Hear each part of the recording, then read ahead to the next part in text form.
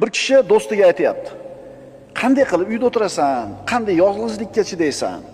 Qanday yolg'izlikka chidaysan desa, do'sti javob beryapti. Diqqat qilinglar.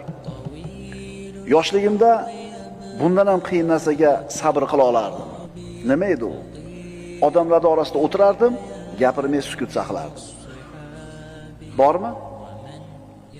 Odamlarning orasida bo'lish uchun, ularga yoqish uchun tabiatingga teskari bo'lgan, o'zingga yoqmaydigan ishlarni qilib, boshqalarni rozi qilganingdan ko'ra uyingda o'tirganing yaxshi.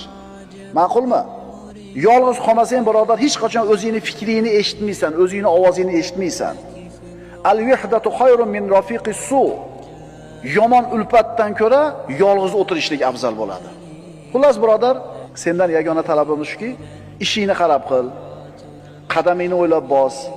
Agar yaxshilik bo'lmasa, ko'chaga chiqishing, uyingda o'tir.